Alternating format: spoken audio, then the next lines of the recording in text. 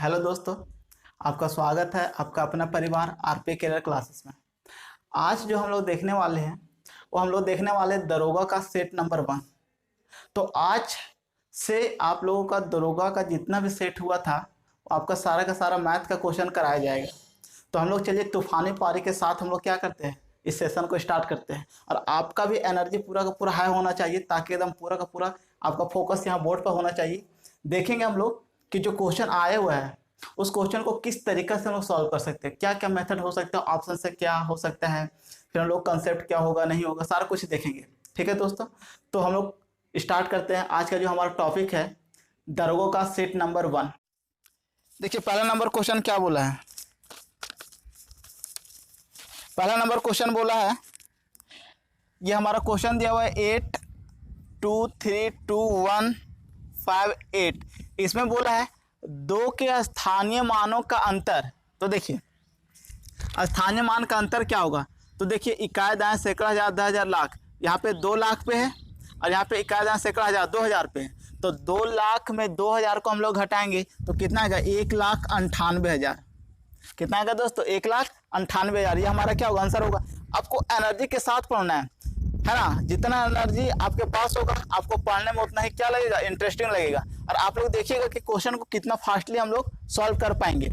और एक बात हम आपको बता दें कि कोई भी क्वेश्चन हो आप उस पर पहले का पहले कंसेप्ट से ही बनाए, उसके बाद आप ऑप्शन के द्वारा बनाए। ठीक है दोस्तों, तो चलिए हम लोग सेकेंड नंबर क्वेश्चन पे चलते हैं। देखिए सेकेंड नंबर क्वेश्चन क्या बोल रहा है। सेकेंड नंबर क्वेश्चन को बनाने से पहले हम लोग कुछ बातों को समझ लेते हैं। जैसे कि अगर हम आपसे बोले कि यदि किसी संख्या को 12 से भागा दे तो हमारा रिमाइंडर 5 बचता है। कितना बचता है दोस्तों, 5 बचता है। तो अगर रिमाइंडर 5 बच रहा है, देखिए हम लोग भाज्य बराबर क्या लिखते हैं, भाज्य बराबर लिखते हैं हम लोग, मान लेते हैं ये x हो संख्या, तो x बराबर क्या होगा 12 इंटू, मान लेते के टाइम्स में गया होगा तो 12 इंटू के प्लस कितना होगा दोस्तों 5। अब एक बात बताइए कि ये हमारा संख्या होगा। अब आपसे क्वेश्चन में बोलेगा कि यदि उसी संख्या को हम लोग 5 से भागा दे। देखिए दोस्तों, यदि उसी संख्या को 5 से नहीं, अगर हमसे बोलेगा यदि उसी संख्या को 4 से भागा दे तो हमारा रिमाइंडर क्या बचेगा, ऐसा क्वेश्चन में बोलेगा। तो समझिए अगर इसी संख्या को 4 से भागा देना तो रिमाइंडर क्या बचेगा। तो अगर इसी संख्या को अगर हमें 4 से भागा देना है तो समझिए 4 से भागा देना है तो 12 के को हम लोग क्या ऐसा लिख सकते हैं, 4 इंटू 3 के लिख सकते हैं, और प्लस क्या होगा दोस्तों 5 डिवाइड बाय क्या होगा 4।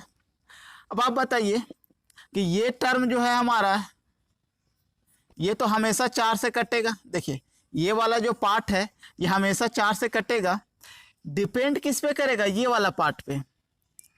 तो हम लोग देखते क्या है कि यदि किसी संख्या को 12 से भागा देने पर 5 रिमाइंडर बचता है और उसी संख्या को यदि हम 4 से भागा दे तो रिमाइंडर क्या बचेगा। तो हम लोग कुछ नहीं करते, क्या करते हैं कि 5 को 4 से क्या करते हैं, भागा देते हैं। जो हमारा रिमाइंडर बचेगा वही हमारा क्या होगा, आंसर होगा। तो अगर उसी संख्या को 4 से भागा दीजिए तो रिमाइंडर कितना बचेगा, 5/4 से भागा देंगे तो रिमाइंडर बचेगा 1। यही हमारा क्या होगा, आंसर होगा। ऐसा क्यों होता है, देखिए दोस्तों, ये जो संख्या 4 से भागा दे रही है ये कटना चाहिए। अगर हम इस संख्या को 12 से भागा दिए और उसी संख्या को अगर 4 से भागा देंगे तो 4 से ये नंबर क्या होना चाहिए, कटना चाहिए। ठीक है दोस्तों, अगर नहीं कटने वाला होगा, जैसे अगर आपसे क्वेश्चन पूछेगा कि किसी संख्या को 12 से भागा देंगे तो रिमाइंडर 5 बचता है। ठीक है दोस्तों, रिमाइंडर कितना बचता है, 5 बचता है। अब उसी संख्या को हम लोग 5 से भागा देंगे तो रिमाइंडर कितना बचेगा, ये हमसे पूछेगा। तो जरा सा बताइए कि उसी संख्या को 5 से भागा देंगे तो रिमाइंडर क्या बचेगा। तो यहाँ पे देखिए आप, ये संख्या था, इसे हमें 5 से भागा देना है। तो आप बताइए कि अगर आप 5 से भागा दीजिएगा तो 12 के प्लस 5, क्या आप अगर 5 से भागा देंगे तो 12 के बटा 5 और प्लस 5/5, क्या ये आप 12 के को 5 के गुणनखंड के रूप में तोड़ सकते हैं, नहीं तोड़ सकते हैं। तो क्या आप कभी भी इसका रिमाइंडर ज्ञात कर सकते हैं? नहीं कर सकते। हम लोग बोलेंगे सी एंड डी होगा, कैन नॉट भी क्या होगा दोस्तों? डिटरमाइंड होगा। हम लोग ज्ञात नहीं कर सकते। क्यों नहीं कर सकते हैं? क्योंकि आप देख रहे हैं यहाँ पे कि 12 के को आप नहीं तोड़ सकते हैं। इसका मतलब कि ये जो संख्या है ये 12 से डिविजिबल नहीं है। जो 5 है वो 12 को पूरा पूरी काट नहीं रहा है। ठीक है दोस्तों, तो उस कंडीशन में हमारा आंसर क्या होगा? कैन नॉट बी डिटरमाइंड होगा। अब क्वेश्चन जो हमारा आया हुआ था, देखिए क्वेश्चन क्या आया हुआ था हमारा एग्जाम में। देखिए क्वेश्चन बोल रहा है किसी संख्या में 9 से भाग देने पर शेषफल 8 बचता है, तो उसे दुगुनी संख्या में 4 से भाग देने पर शेषफल क्या होगा? अगर किसी संख्या है, अगर हम लोग 9 से भागा देंगे तो रिमाइंडर 8 बचता है। ठीक है दोस्तों, रिमाइंडर कितना बचता है? 8 बचता है। अगर उसी संख्या को, उसी के दुगुना, मतलब जो संख्या होगा उसका दुगुना संख्या को 2x को अगर हम लोग भागा देंगे 4 से तो रिमाइंडर क्या बचेगा? तो एक बात बताइए कि 4 से आप भागा दीजिएगा, तो 4 से आप भागा दीजिएगा, पहला नंबर देखिए क्या, x बराबर हमारा आएगा 9k प्लस 8 आएगा। अब आप बताइए 4 से भागा दीजिएगा तो क्या 9k दुगुना संख्या बोला, तो दोस्तों हम लोग क्या करेंगे दोस्तों? पहले मल्टीप्लाई कर लेंगे, तो 9 दूना 18k और प्लस 16 बट्टा क्या होगा 4, 4 से भागा देना है।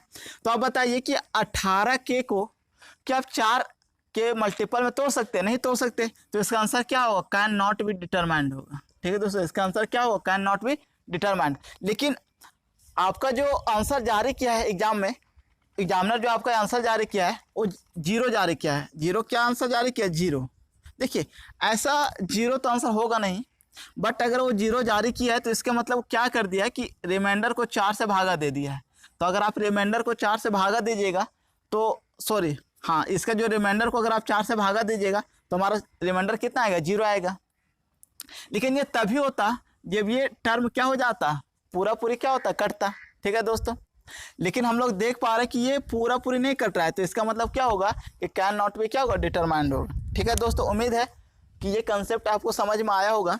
तो चलिए हम लोग चलते हैं नेक्स्ट क्वेश्चन पे। अगला क्वेश्चन क्या बोल रहा है? देखिए अगला क्वेश्चन बोला हमारा 1 से 100 के बीच की कितनी अभाज्य संख्याओं के अंकों का योग 3 है? 1 से लेकर के 100 तक के बीच में ऐसे कितने अभाज्य संख्या है जिसका इकाई अंक क्या है? 3 है। तो देखिए दोस्तों, पहला 3 होगा, 13 होगा, 23 होगा, 33 नहीं होगा, 43 होगा, 53 होगा, 63 नहीं होगा, 73 होगा, 83 होगा और 93 नहीं होगा। तो अब गिनिए 1 2 3 4 5 6 और 7। तो आंसर क्या होगा दोस्तों? 7। ठीक है दोस्तों, अगला क्वेश्चन क्या बोला है?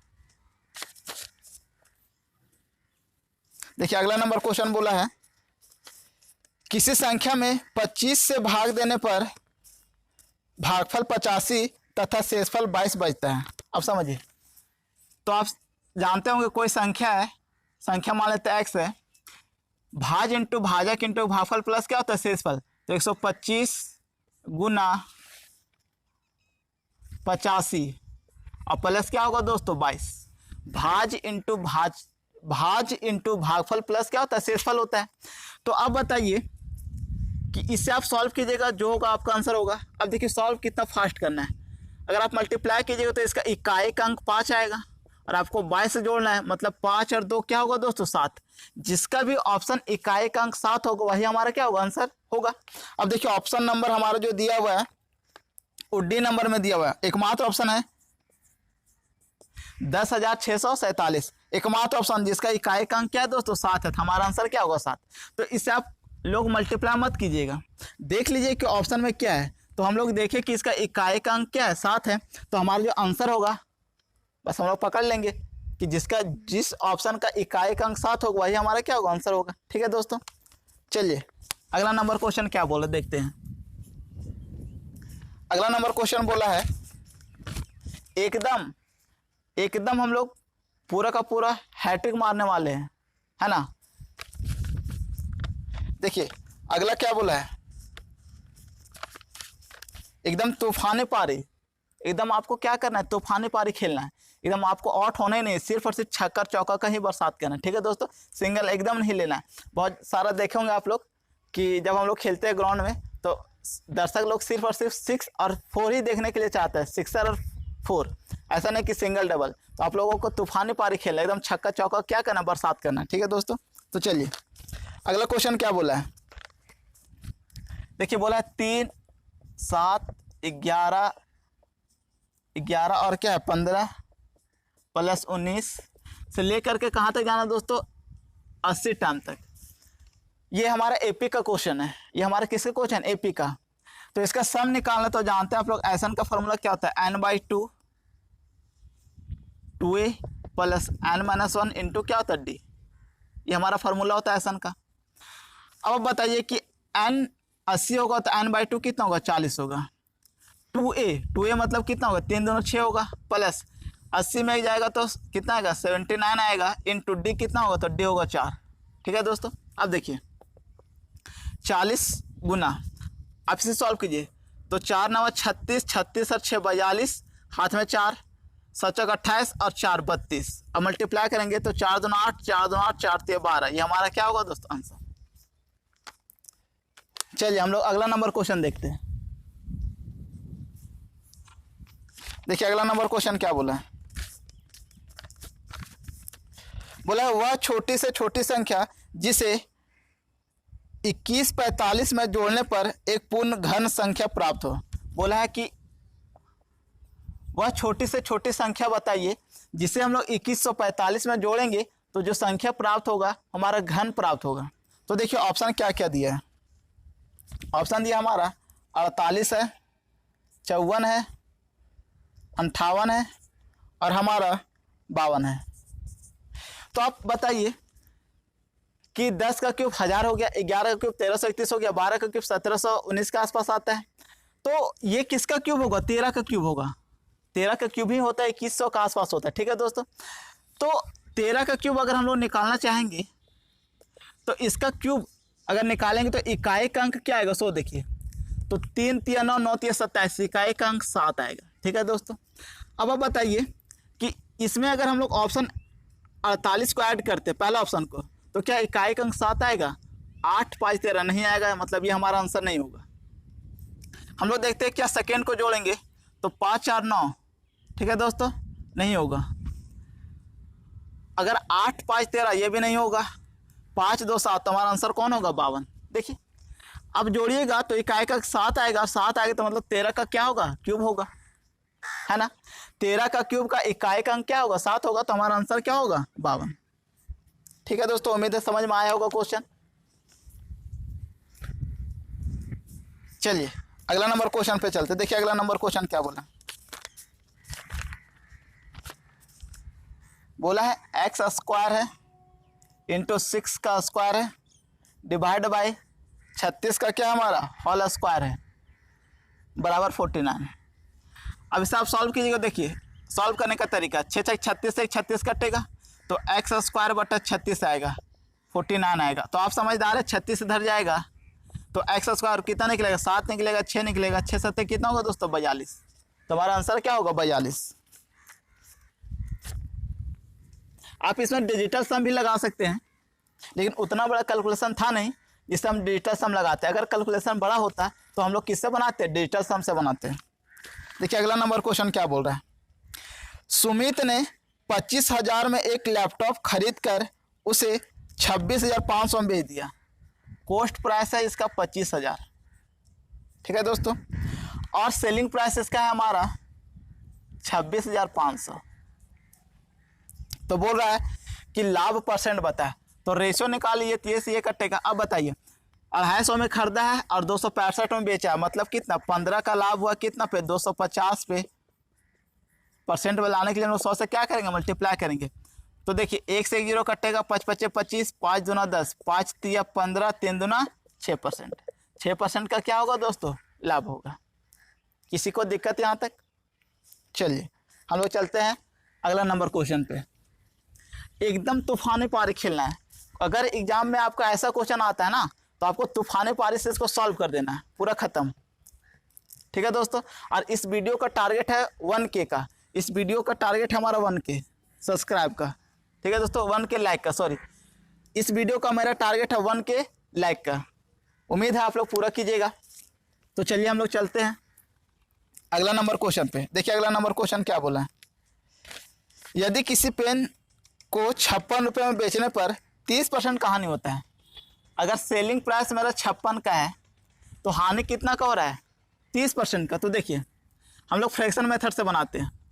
30% का जो फ्रैक्शन वैल्यू होगा 3/10 होगा। इसका मतलब कि अगर कॉस्ट प्राइस हमारा 10 होगा तो सेलिंग प्राइस हमारा कितना रहा होगा, 7, क्योंकि लॉस हुआ है 3 का।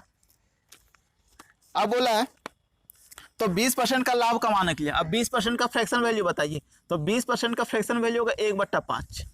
मतलब अगर खरीदेंगे 5 पे तो हम लोग सेलिंग प्राइस कितना करेंगे, तो 6 पे, 1 रुपये का लाभ होना चाहिए। तो कॉस्ट प्राइस अगर 5 का होगा तो सेलिंग प्राइस कितना का होगा, 6 का होगा। अब कॉस्ट प्राइस इक्वल करने के लिए हम लोग 2 से मल्टीप्लाई करते हैं।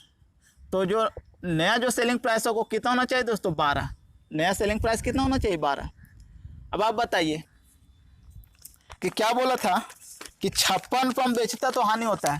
तो हमारा यहाँ 7 यूनिट का वैल्यू दिया 56, तो 1 यूनिट का वैल्यू 8, तो 12 यूनिट का वैल्यू 12 × 96। हमारा क्या हुआ दोस्तों, आंसर।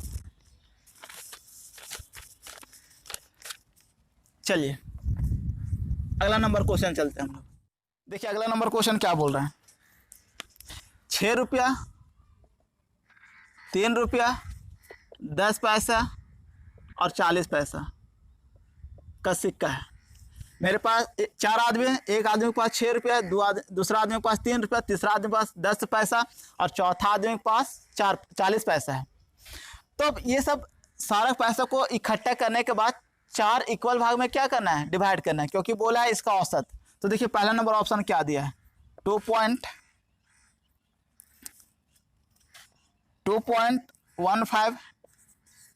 2.35 और हमारा दिया है 5.7 और चौथा दिया है 4.7। तो बोला है कि इसका औसत क्या होगा। तो समझिए 6 रुपया 3, 9 रुपया होगा, 9 रुपया 10 पैसा और 40 पैसा, तो टोटल कितना होगा दोस्तों, 50 पैसा। सॉरी यहाँ कितना है, 30 पैसा है। कितना है, 30 पैसा। तो देखिए 6 रुपया 3, 9 रुपया होगा, 10 पैसा और 30 पैसा, कितना पैसा होगा, 40 पैसा। मतलब अगर हम लोग जमा करेंगे तो मेरे पास होगा 9 रुपया 40 पैसा।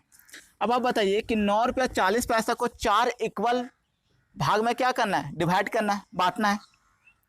तो कितना कितना हिस्सा होगा, तो लगभग 2 रुपया समथिंग पैसा होगा। तो ना तो ऑप्शन सी होगा ना तो ऑप्शन डी होगा। अब आप समझिए अगर 8 रुपया होता, अगर 8 रुपया होता तो 8 रुपये को 4 इक्वल भाग में बांटते तो 2-2 रुपया होता। ठीक है। अब एक्स्ट्रा कितना बच गया, तो 1 रुपया और यहाँ 40 पैसा, तो 1 रुपया बराबर 100 पैसा और 40 पैसा मतलब 160 पैसा। ठीक है दोस्तों, कितना होगा, 140 पैसा, क्योंकि 100 पैसा और 40 पैसा कितना होता है, 140 पैसा। मतलब अभी भी हमारे पास 140 पैसा और बचा हुआ है। अब 140 पैसा को 4 इक्वल भाग में बांटेंगे तो मेरा जो पैसा में आएगा 35 पैसा आएगा। हिस्सा कितना आएगा दोस्तों, 35 पैसा। तो इसका मतलब जो औसत निकलेगा वो निकलेगा 2 रुपया 35 पैसा। ठीक है दोस्तों, उम्मीद है कि ये क्वेश्चन आपको समझ में आया होगा।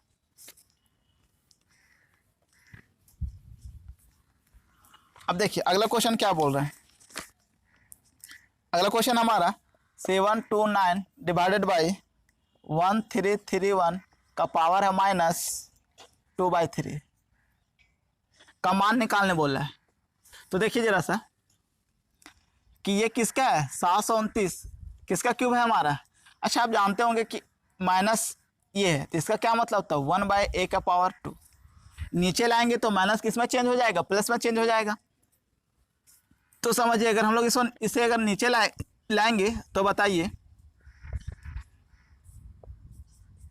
या एक तरीका और है कि अगर a/b है और माइनस का 2 है तो एक काम करेंगे हम लोग कि b/a लिखेंगे। ठीक है दोस्तों, नहीं तो बस आप कुछ मत कीजिए, ऐसा कीजिए कि इसको 1 का नीचे ले आइए, तो इसका जो पावर होगा -2 क्या होगा, 3 होगा।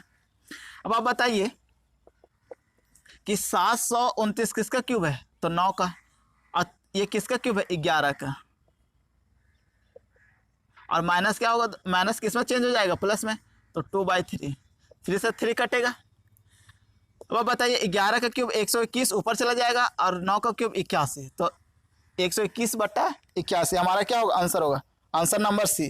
ठीक है दोस्तों, देखिए आप बताइए अगर आपको दिक्कत है समझने में, तो ये 9 का क्यूब 81 होगा और 11 का क्यूब 121 होगा, 4 में आएगा, तो ये 121 कहाँ चला जाएगा ऊपर और 81 कहाँ चला आएगा नीचे, तो ये हमारा क्या होगा, आंसर होगा। बस कुछ नहीं करना है।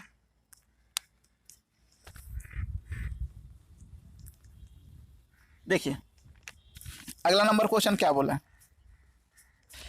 निम्नलिखित में से कौन सा 200 निम्नलिखित, देखिए अगला क्वेश्चन क्या बोला है, निम्नलिखित में कौन सा 2640 का गुणनखंड नहीं है, 2640 का गुणनखंड नहीं है। तो हम लोग ऑप्शन देखते हैं, ऑप्शन क्या है, 55, 1320, 330 और 1420। तो ये ऑप्शन से क्लियर हो जाएगा इसका गुणनखंड कौन नहीं है। तो देखिए दोस्तों 1420 नहीं होगा। क्यों नहीं होगा, क्योंकि 14 दूना क्या होगा, 28 हो जाएगा। अगर इसका एक गुणनखंड होगा तो गुणनखंड होने के लिए या तो 1 से गुना करेंगे तो 2640 आना चाहिए, तो नहीं आएगा। अगर हम लोग 2 से गुना करेंगे तो इससे ज़्यादा आ जाएगा। मतलब एकमात्र ऑप्शन ये है जो 2640 का क्या है, गुणनखंड नहीं है। ठीक है दोस्तों, चलिए हम लोग चलते हैं अगला नंबर क्वेश्चन। अगला नंबर क्वेश्चन क्या बोला है, 280 को कैनोनिकल रूप में लिखे, मतलब प्राइम फैक्टराइजेशन के रूप में लिखना है। किसको, 280 को। तो आप जानते हैं 140 होगा, 70 होगा, 35 होगा, 7 होगा। इसका मतलब 2 के पावर 3, 5 × 7। ऑप्शन नंबर हमारा ए है। ऑप्शन नंबर हमारा कौन सा है, ए। ए हमारा क्या होगा, आंसर होगा। चलिए हम लोग अगला नंबर क्वेश्चन चलते हैं। देखिए अगला नंबर क्वेश्चन क्या है, एकदम तूफानी पारी खेलना है दोस्तों। 5/7, 10/9 एवं 5/11 का क्या निकालना, एलसीएम। तो आप जानते हैं कि अगर फ्रैक्शन का है तो ऊपर वाला का क्या निकालेंगे, एलसीएम, और नीचे वाला क्या निकालेंगे, एचसीएफ। तो नीचे वाला का एचसीएफ कितना आएगा, 1 आएगा। देखिए ऑप्शन में क्या क्या दे रखा है। ऑप्शन में दिया था 30/27, बी नंबर ऑप्शन दिया हमारा 15, सी नंबर दिया है 30 और डी नंबर दिया है 1/30। अब देखिए दोस्तों नीचे का एचसीएफ 1, तो ये हमारा आंसर नहीं होगा, ना तो ये होगा। ऊपर का क्या निकालना, एलसीएम। तो सिर्फ देखिए ऊपर का एलसीएम 5, 10 और यहाँ 15 होगा दोस्तों। सॉरी कितना होगा, 15, छूट गया था। तो 5, 10 और 15 का क्या निकालेंगे हम लोग, एलसीएम निकालेंगे। तो एलसीएम कितना होगा, 30 होगा। बस हमारा ये क्या होगा, आंसर होगा। ठीक है दोस्तों, चलिए हम लोग अगला नंबर क्वेश्चन पे चलते हैं। देखिए अगला नंबर क्वेश्चन क्या बोल रहा है, 2 संख्याओं का अनुपात 9:7 है। 2 संख्या जिसका अनुपात क्या है, 9:7। यदि उनका एचसीएफ 8 हो तो संख्या क्या है।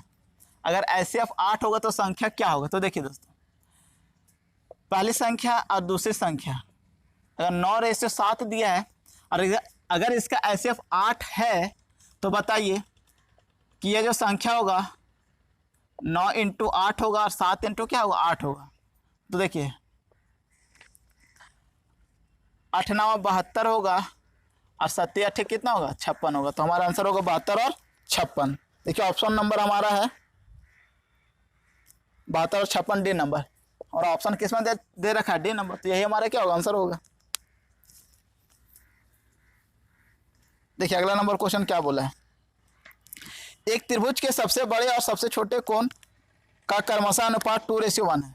एक त्रिभुज है हमारा जिसका बड़ा एंगल और छोटा एंगल, बड़ा एंगल और छोटा एंगल का अनुपात 2:1 है। और दूसरा एंगल जो दे रखा हमारा दिया 33 डिग्री। तो मान लेते हैं कि हमारा 33 डिग्री है।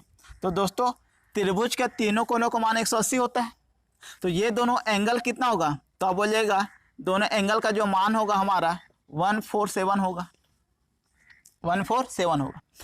अब बड़ा एंगल का 50% पूछा है, तो बड़ा एंगल 2 होगा। तो 2 कितना, 3, 2/3। और इसका 50% मतलब कितना, 1/2। अब आप 2 से 2 कटेगा, आप इसे भागा देंगे तो कितना आएगा, 4 × 12 और 9 3 27, मतलब कि बड़ा एंगल का 50% कितना होगा, 49 होगा। ये हमारा क्या होगा, आंसर होगा। ठीक है दोस्तों, चलिए अगला नंबर क्वेश्चन चलते हैं। दिक्कत है ना किसी को? देखिए अगला नंबर क्वेश्चन क्या बोला है। 8,000 पर 6% वार्षिक दर से 3 वर्ष का साधारण ब्याज क्या होगा? ये तो सिंपल सा क्वेश्चन है। 8,000 पे 6% के दर से 3 साल का, 8 तो 6 3 18% होगा। ठीक है दोस्तों, तो हमसे पूछा है कि साधारण ब्याज क्या होगा, तो 8,000 का 18% होगा। तो आप देखिए डबल से डबल जीरो कटेगा, मल्टीप्लाई कर देंगे, 8 8 64 होगा, 6 होगा, 8 का 6 14 होगा। ये हमारा क्या होगा, आंसर होगा 1440 हमारा क्या होगा, आंसर होगा। देखिए दोस्तों अगला नंबर क्वेश्चन क्या बोला है। अगला नंबर क्वेश्चन बोला है, पंकज ने एक मोटरसाइकिल की कीमत का 12,000 अग्रिम भुगतान किया तथा शेष राशि 3 वर्ष के बाद 5% वार्षिक साधारण ब्याज के दर से ब्याज सहित 23,000 भुगतान करके चुकता कर दिया। तो मोटरसाइकिल की कीमत क्या थी? पंकज गाड़ी खरीदने के समय वो 12,000 क्या किया, पेमेंट किया। अब जो पेमेंट रह गया, मान लेते पेमेंट X रुपये रहा, उसे वह साधारण ब्याज के दर से 5% साधारण ब्याज की दर से 3 साल के बाद क्या कर दिया, चुकता कर दिया। कितना दिया, 23,000। तो हमसे पूछा है कि गाड़ी का दाम कितना था। तो देखिए ये अपने आप में 100% होगा। अब 5% का साधारण ब्याज है 1 साल का, तो 3 साल का कितना होगा, 15%, मतलब दिया होगा 115%। कितना दिया होगा, 115%। तो समझिए परसेंट को हटाएंगे नीचे 100 आएगा, और x का अगर वैल्यू निकालेंगे तो ये आएगा 23,000 मल्टीप्लाई 100 डिवाइड बाई 115। ये हमारा हो। अब 23 × 115 होगा, और 5 से काटेंगे, ये हमारा आएगा, मल्टीप्लाई करेंगे तो हमारा 20,000 आएगा। कितना आएगा दोस्तों, 20,000। तो अगर x के वैल्यू 20,000 है और 12,000 पहले दिया था, तो गाड़ी का दाम कितना होगा, 32,000। ठीक है दोस्तों, उम्मीद है कि आपको इस क्वेश्चन समझ में आया होगा। अब देखिए अगला नंबर क्वेश्चन क्या बोला है।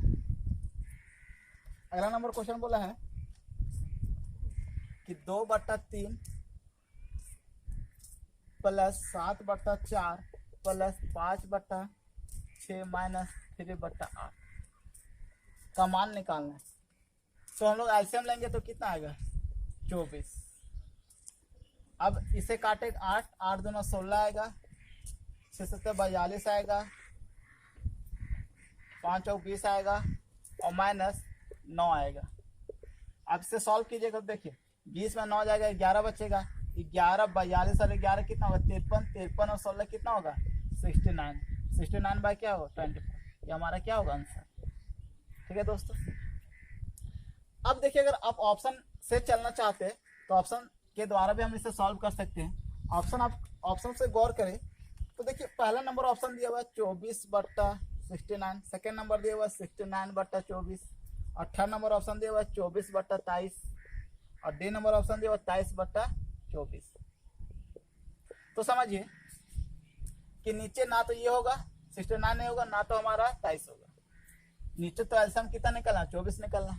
तो या तो ऑप्शन बी होगा या तो डी होगा। अब आप बात को गौर करें कि ये 1 से छोटा वैल्यू है, ये भी हमारा 1 से क्या छोटा वैल्यू है, ये 1 से बड़ा वैल्यू है प्लस 1 से बड़ा वैल्यू है। तो जो भी हमारा आंसर मिलेगा वो 1 से क्या मिलेगा, बड़ा मिलेगा, क्योंकि 1 से बड़ा 1 से बड़ा, तो ये 2 से बड़ा हो गया। 2 से बड़ा में अगर हम लोग 0 पॉइंट समथिंग जोड़ेंगे और उसमें घटाएंगे 1 से छोटा, तो भी वो 1 से क्या रहेगा, बड़ा रहेगा। तो एक मात्र ऑप्शन हमारा बी नंबर है जो 1 से क्या है, बड़ा है। देखिए डी नंबर 1 से क्या आएगा, छोटा आएगा, जबकि हमारा जो आंसर छोटा 1 से नहीं होगा। ठीक है दोस्तों, देखिए अगला नंबर क्वेश्चन क्या बोला है, किसी पहिए की त्रिज्या 0.42 मीटर है, यदि यह 1 मिनट में 750 चक्कर लगाता है तो उसकी गति किसके बराबर होगी। तो समझिए पहिया एक सर्कल होता है, सर्कल का रेडियस दे चुका है 0.42 मीटर। अब जानते हैं कि अगर इस सर्कल को यहाँ से काट के हम लोग सीधा कर देते, ये लंबा मिलेगा, हमारा डिस्टेंस होगा। मतलब पहिया एक चक्कर में जितना चक्कर लगाएगा वो किसके बराबर होगा, तो इसका परिमाप के बराबर होगा। और परिमाप क्या होता है, 2πr। वेद का परिमाप क्या होता है, 2πr। मतलब एक चक्कर में कितना दूर चलेगा, तो 2 इंटू 22/7 इंटू 0.42 मीटर, एक चक्कर में इतना दूर चलेगा। और कितना चक्कर लगा है एक मिनट में, 750 चक्कर। तो देखिए एक चक्कर में चलेगा इतना चक्कर, तो 750 में कितना चलेगा, 750 से हम लोग क्या करेंगे, मल्टीप्लाई करेंगे, मतलब एक मिनट में इतना दूरी चला। ठीक है दोस्तों, हमसे पूछा है क्या, हमसे पूछा है स्पीड। तो स्पीड बराबर क्या होता है, स्पीड बराबर होता है डिस्टेंस बाय टाइम। तो हमसे अगर स्पीड निकालना है तो ये डिस्टेंस निकल गया, अब बटा हम लोग क्या करेंगे टाइम। तो टाइम कितना दिया है, एक मिनट, एक मिनट का मतलब क्या होता है 60 सेकेंड। तो ये आ गया हमारा मीटर पर सेकेंड। लेकिन आंसर जो दिया है हमारा दिया किलोमीटर पर घंटा में, तो हम लोग मीटर पर सेकेंड को चेंज करेंगे किलोमीटर पर घंटा में, तो कितना से मल्टीप्लाई करेंगे, 18/5। देखिए अगर मीटर पर सेकेंड इसे अगर हम लोग चेंज करना किलोमीटर पर आवर में, तो गुना करेंगे 18/5 से। लेकिन अगर किलोमीटर पर घंटा से हमें अगर आना है मीटर पर सेकेंड में, तो हम लोग किससे मल्टीप्लाई करेंगे, 5/18 से। ठीक है दोस्तों, छोटा से बड़ा जाना है तो बड़ा वैल्यू को ऊपर रखना है 18/5, बड़ा से छोटा आना है तो 5/18। अब इसे आप सॉल्व कीजिए, तो सॉल्व कीजिएगा तो पॉइंट हटाएंगे, यहाँ पे 100 आएगा, ये 7 यहाँ पे चला आएगा, 1 से 1 0 कटेगा, 25 × 75, 25 चौक 100 होगा, 6 7 42 होगा, 6 से 6 कटेगा, 2 से ये कटेगा, 11 से हमारा ये कटेगा। आप मल्टीप्लाई कीजिएगा तो कितना होगा, 11 या 33 गुना क्या होगा 18 बटा क्या आएगा 5। आप इसे सॉल्व कीजिएगा तो आएगा 118.8 किलोमीटर पर आवर। ठीक है दोस्तों, ये हमारा क्या होगा आंसर होगा।